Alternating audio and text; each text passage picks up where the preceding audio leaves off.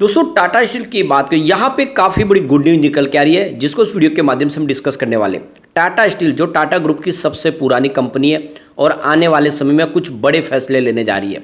आने वाले समय आप देख सकते हो इसकी प्राइस जो बहुत नीचे है, एक बड़ी शानदार प्राइस आपको दिखा सकता है और आपका जो रिटर्न है वो कई गुना बढ़ भी सकता है।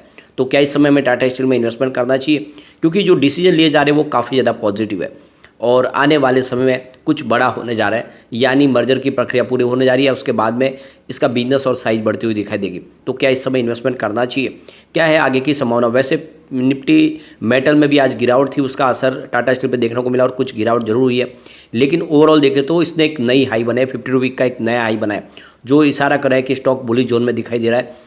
वैसे पिछले एक साल में काफ़ी ज़्यादा करेक्शन भी आया मेटल इंडेक्स के अंदर और ग्लोबल डिमांड का असर देखने को मिला, जहाँ पे जियोपॉलिटिकल टेंशन और इन्फ्लेशन की प्रॉब्लम की वजह से मार्केट में देखें तो डिमांड कम थी, लेकिन इंडिया के डोमेस्टिक मार्केट में डिमांड अच्छी है और आने वाले समय इसका पॉजिटिव इफेक्ट भी स्टॉक के ऊपर देखने को मिल सकता है। तो इन सारी बातों को समझेंगे इस वीडियो के माध्यम से, लेकिन फ्रेंड उससे पहले अगर आप पहली बार हमारे चैनल पे आए तो चैनल को सब्सक्राइब कर दीजिए, एक बेल आइकॉन दबा दीजिए ताकि जब भी नया वीडियो बने पहला नोटिफिकेशन आपको मिले। वीडियो पसंद आए तो लाइक से जरूर कीजिए। चलो फ्रेंड्स वीडियो स्टार्ट करते हैं। मैं हूँ आपका दोस्त SB दवे और हमारे अपने चैनल ऑनलाइन कमाई में आपका बहुत बहुत स्वागत है। सबसे पहले अगर हम बाजार की बात करें तो आज BSE सेंसेक्स 66,598 के स्तर पे क्लोजिंग दिया, जहाँ पे 333 पॉइंट की शानदार तेजी थी, यानी 0.50% अपर क्लोजिंग दिया बाजार ने। और निफ्टी मेटल में गिरावट थी, आज मेटल इंडेक्स ने ठीक नहीं किया है। आप देख दो कि 6,977 के स्तर पे करीब 0.047% की मामूली सी गिरावट थी और उसका असर देखें तो टाटा स्टील में देखने को मिला। स्टॉक की शुरुआत 131 पर हुई, शुरुआत पॉजिटिव हुई क्योंकि क्लोजिंग कल 130 के आसपास थी।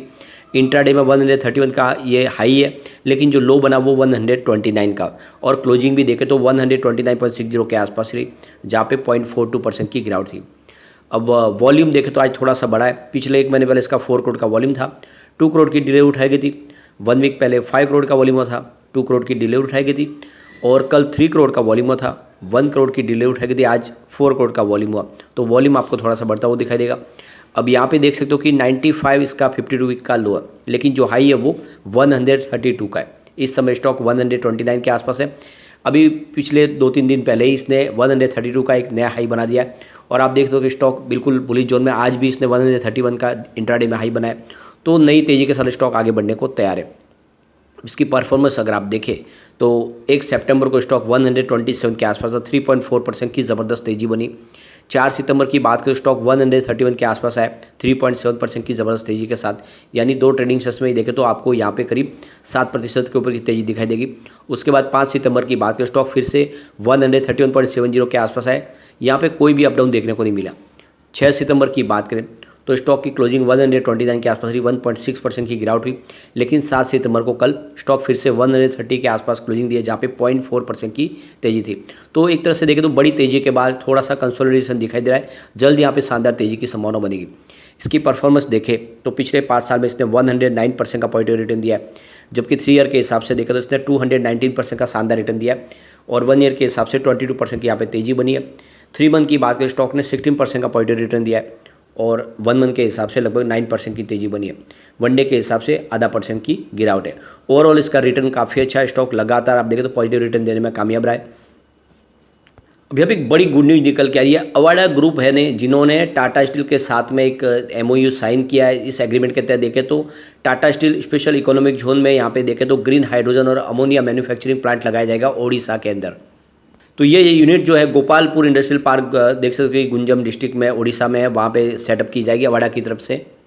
तो आने वाले समय का जो फ्यूचर है वो है ग्रीन हाइड्रोजन के नाम पे और अमोनिया के नाम पे, जो हमारा एक नया फ्यूल होगा पेट्रोल डीजल की जगह पे, और इसी को लेकर यहाँ पे बहुत बड़ा फैसला किया गया है।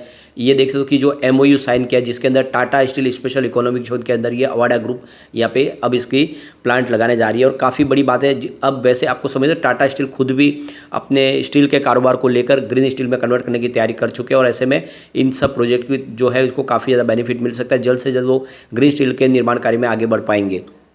ये जो प्रोजेक्ट है इसके माध्यम से 1600 डायरेक्ट एम्प्लॉयज़ को यहाँ पे जॉब मिलेगा और 4000 इनडायरेक्ट एम्प्लॉयमेंट को यहाँ पे अपॉर्चुनिटीज मिल जाएगी और करीब 2 मिलियन टन्स जो CO2 एमिशन वो कम हो जाएगा हर साल। तो काफ़ी शानदार फैसला है दोनों कंपनियों के लिए। और इससे पहले ही अगर आप देखें तो एबीबी इंडिया के साथ में पार्टनरशिप की है टाटा स्टील ने, और इसका मकसद है कि जो स्टील के निर्माण में जितना पॉल्यूशन है उसको कम किया जाए और एक इन्वायरमेंट फ्रेंडली स्टील का निर्माण किया जाए, और इसी को लेकर ये बड़ा एक कोलैबोरेशन किया गया है। तो लगातार जो फैसले किए जा रहे हैं वो बहुत शानदार है। इसके अलावा देखें तो टाटा स्टील ब्रिटेन के साथ में बातचीत कर रही है। वहाँ पे जो इनका पोर्ट टैलेबोर्ट में जो प्लांट है उसमें भी वो ग्रीन स्टील का निर्माण कार्य शुरू करना चाहते हैं, जो पुरानी मशीनरी बदल के ग्रीन स्टील का निर्माण शुरू करेंगे। और इसके लिए देखें ब्रिटेन की सरकार करीब $629 मिलियन का पैकेज दे सकते हैं, राहत दे सकते हैं इनको, जिससे आने वाले समय में अपने जो स्टील का कारोबार है उसको कन्वर्ट कर पाएंगे। क्योंकि जो सबसे बड़ी बात है कि यह इंग्लैंड की 2nd नंबर की सबसे बड़ी कंपनी है ब्रिटेन के अंदर टाटा स्टील की, और वो नहीं चाहते कि कारोबार बंद हो, क्योंकि टाटा स्टील ने 2 ही ऑप्शन रखी है, या तो आप हमें मदद कीजिए या फिर हम प्लांट को बंद कर देंगे। तो 8000 एम्प्लॉयज़ है वो बेरोज़गार हो जाएंगे, और इसीलिए वहाँ की जो सरकार है वो सहयोग करने को तैयार है। तो एक बड़ा फंड मिलेगा, उसके बाद में ये बिजनेस पटरी पे आ जाएगा और आने वाले समय उसका फ़ायदा भी टाटा स्टील को होगा। तो काफ़ी शानदार खबरें निकल के आ रही। इसके अलावा मर्जर अंतिम तबके में आ चुका है, जितनी स्टील की सब्सिडीज कंपनियाँ वो सारी टाटा स्टील के अंदर मर्ज होने जा रही है, और ऐसे में आने वाले समय इसका बिजनेस बढ़ेगा और डिसीजन मेकिंग प्रोसेस बहुत आसान हो जाएगा, क्विक एंड फास्ट डिसीजन लिए जाएंगे। तो कुल मिला के ये टाटा स्टील में खरीदारी का बहुत अच्छा मौका है। यहाँ पे अगर हम इसके शेयर होल्डिंग पैटर्न में देखें तो प्रमोटर की होल्डिंग आपको 33.90% के आसपास दिखा देगी। अब यहाँ पे 1.55% की शेयर गिरी हुई है, जो बड़ी कोई अमाउंट नहीं है। एफआई की बात करें, उनकी होल्डिंग 21.87% के आसपास थी दिसंबर में, इस समय 20.28% के आसपास है। तो एफआई की होल्डिंग मामूली सी घटी है। वैसे जून में अगर आप देखें तो एफआई ऑलरेडी बाजार से उन्होंने काफ़ी निवेश बेचा, तो थोड़ी सी होल्डिंग यहाँ पर भी कम हुई है। डीआई के बाद उनकी होल्डिंग शानदार बढ़ी है, 19.55% की होल्डिंग थी दिसंबर में, जून में ये 20.77% के आसपास ही है। तो बड़े फंड हाउस ने जम के खरीदारी की है। म्यूचुअल फंड की बात करें तो उनकी होल्डिंग लगातार बढ़ रही है, 8.18% की होल्डिंग थी दिसंबर में, जो जून में बढ़ के 8.94% के आसपास आ गई है। तो म्यूचुअल फंड शानदार खरीदारी करें टाटा स्टील में। जनरल पब्लिक की होल्डिंग देखें तो वो भी बढ़ी है, कुछ 24.68% की होल्डिंग थी दिसंबर में, 25.05% के आसपास आई है यहाँ पे जून क्वार्टर में। यहाँ पे कुछ बड़े म्यूचुअल फंड ने जम के खरीदारी की, जिसमें आप देखें तो आदित्य बिरला एसएल फ्लैक्सी के अपने यहाँ पे 554 करोड़ का जबरदस्त इन्वेस्टमेंट किया है। एसबीआई बैलेंस एडवांटेज फंड ने 485 करोड़ का इन्वेस्टमेंट किया है। इसके अलावा मीरे एसेट इमर्जिंग ब्लू चिप ने 395 करोड़ का इन्वेस्टमेंट किया है। मीरे एसेट लार्ज कैप ने 376 करोड़ का इन्वेस्टमेंट किया है। इसके अलावा कैनरा रेबोको इक्विटी हाइब्रिड ने 89.90 करोड़ का इन्वेस्टमेंट किया है। ICICI Pru balance advantage fund ने 351 करोड़ का इन्वेस्टमेंट किया है। एसबीआई आर्बिट्रेज अपॉर्चुनिटी ने 287 करोड़ का इन्वेस्टमेंट किया है। इसके अलावा फ्रैंकलिन इंडिया फोकस इक्विटी ने 277 करोड़ का इन्वेस्टमेंट किया है। यहाँ पे मीरे एसेट टैक्स सेवर ने 251 करोड़ का इन्वेस्टमेंट किया है, और कोटक इक्विटी आर्बिट्रेज ने यहाँ पे 248 करोड़ का इन्वेस्टमेंट किया है। तो देख सकते हो कि काफ़ी बड़े म्यूचुअल फंड ने जम के खरीदारी किया है।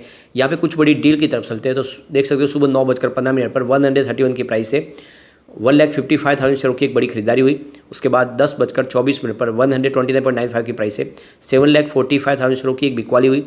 फिर 11:57 पर 129.95 की प्राइस से यहाँ पे 3,92,000 शेयरों की एक बड़ी खरीदारी हुई। उसके बाद 11:24 पर 130 की प्राइस से 6,02,000 शेयरों की एक बड़ी खरीदारी और हुई। उसके बाद 11:37 पर 130.85 की प्राइस से 3,43,000 शेयरों की बड़ी खरीदारी और हुई।